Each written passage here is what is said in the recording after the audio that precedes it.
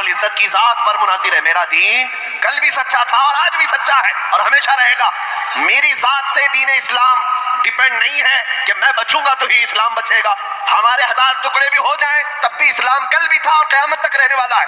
لیکن اتنی بات میں ضرور کہوں گا, مجھ فقیر کی نیت یہ تھی کہ اگر ایسا ہوتا ہے میں چاہتا ہوں دنیا سے جاؤں لیکن ایک گستاخ رسول کا خاتمہ ہو جائے, وہ خبیث ختم ہو جائے. لیکن آپ کو میں ایک بات عرض کروں, اس بات کا اثر میں نے دیکھا ہے. یہ اللہ رب العزت کی نعمت ہے, انعام ہے.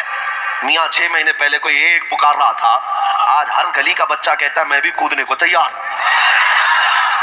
ہر ایک بچہ کہنے کو تیار ہے. یہ ہے ایمان کی گرمی, جسے یہ اندازہ ہے کہ میرے سینے میں میرے مصطفیٰ کی محبت ہے.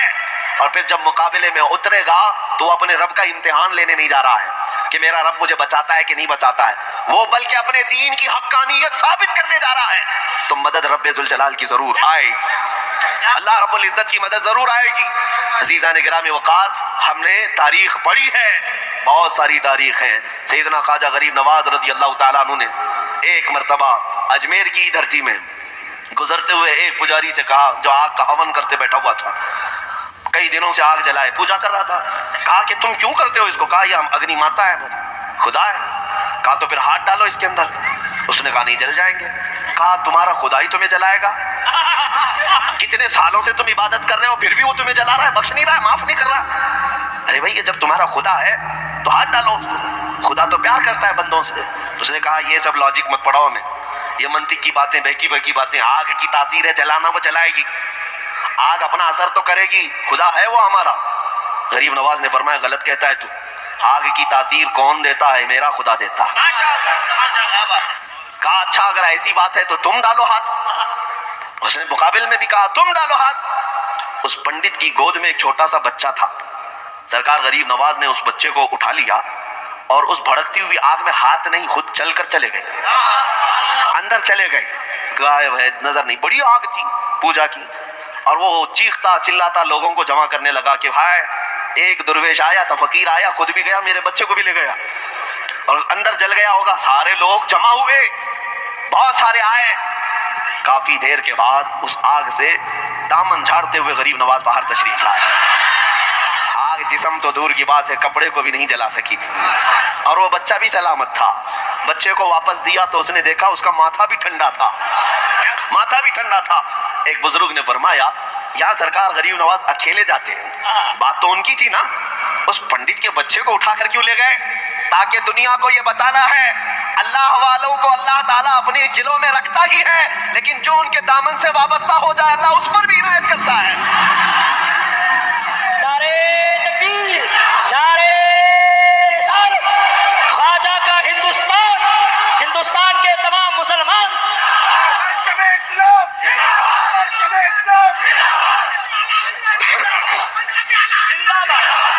میرے عزیزوں, یہ ایمان کی قوت ہے اور یہ ایمان کی بشاشت ہے جس کے سینے میں ہوتی ہے, وہ خوف نہیں کھاتا. حضرت خالد بن ولید رضی اللہ تعالیٰ سپہ سالار اسلام ہیں, بطل جلیل ہیں, سیف اللہ المسلول ہیں. عیسائیوں کے ایک نرغے میں آئے تھے, مقابلہ ہونا تھا, لیکن انہوں نے مقابلے کی بجائے مباہلہ کیا. مقابلے کی بجائے مباہلہ عوام شاید ہو سکتا نہ سمجھے. تلواروں سے مقابلہ نہیں ہوتا, دلیلوں سے بات نہیں ہوتی, سیدھے اللہ رب العزت کی بارگاہ میں ہم بھی پکارے تم بھی پکارو, تم جس کو خدا سمجھتے ہو. حضرت خالد بن ولید کے ساتھ جو معاملہ ہوا وہ الگ تھا. کس بات پر؟ زہر وہاں پر رکھا ہوا تھا, بہت خطرناک قسم کا زہر. تو عیسائیوں نے کہا خالد اگر تمہارا دین سچا ہے تو یہ زہر اٹھاؤ اور پیو. یہ زہر, وہ زہر ایسا تھا کہ اگر چمڑی کو لگ جائے تو پوری چمڑی سڑ جائے گی, اگر جسم کی جلد پر لگ جائے تو پوری جلد سڑ جائے گی. اور اس زہر کو پینے کے لیے کہا. حضرت خالد بن ولید آگے بڑھے, بسم اللہ الرحمن الرحیم پڑھا اور شیشی اٹھائی اور پورا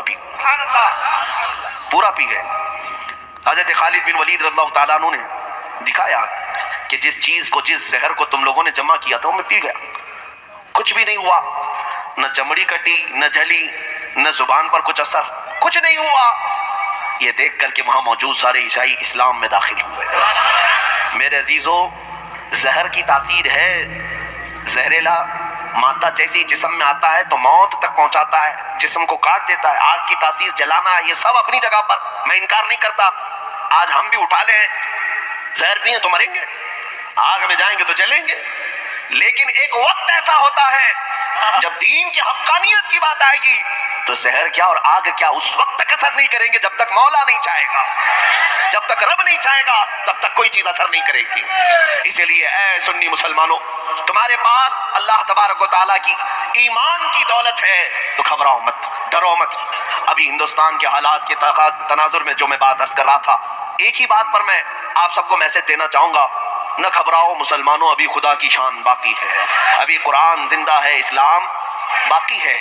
کون کہتا ہے کہ یہ ساری دنیا سے مومن مر گئے, ختم ہو گئے, اسلام کاٹ دیا جائے گا, قرآن مٹا دیا جائے گا؟ ان ظالموں کی کئی نسلیں مٹ گئیں, لیکن قرآن پاک کا حرف نہ بدلا تھا نہ بدلا جائے گا. جو بدلنے نکلے گا اللہ اسے خود بدل دے گا. ہاں, اب تک تو خالی تیاگی بنا ہے, کتا بننے کا بھی انتظار کرو. ہاں, آپ انتظار کریں, انشاءاللہ العزیز وہ دن بھی دیکھنے کو ملے گا جب ان کے چہرے خنزیر سے بھی بدتر ہوں گے.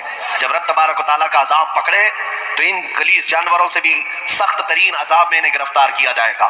لیکن میرے دین اسلام اور قرآن اور رسول اللہ کی ذات پر جتنے بھونکتے رہے پہلے, وہ آئے بھی چلے بھی گئے, ان کا نشان باقی نہیں. لوگ آج ان کی کتابوں کو بھی نہیں جانتے. پروفیٹ محمد اس نام سے کئی گستاخیوں کی بھری کتابیں لکھی گئی. حضور کی نازیبا, حضور پاک صلی اللہ تعالیٰ علیہ وسلم کے شان میں نازیبا کلمات بکے گئے, لیکن نہ ان کی ہسٹری باقی ہے نہ ان کی کتابیں باقی ہے. وہ مر بھی گئے, ختم بھی ہو گئے, لیکن اب اگر کوئی چیز باقی ہے, حسان بن ثابت کے کلمے باقی ہیں.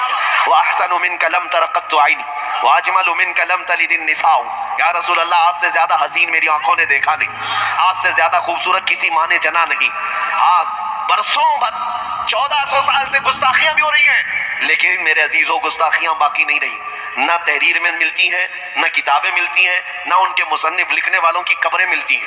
لیکن جاؤ, آج بھی مصر کی گلی گلی میں ایک آواز گونجتی ہوئی نظر آتی ہے, محمد سید الکونین والثقلین والفریقین من عرب ومن عجم هو الحبیب الذی ترجى شفاعته لكل حول من الاحوال مقتحم. مولاي صل وسلم دائما ابدا على حبیبک خیر الخلق كلهم.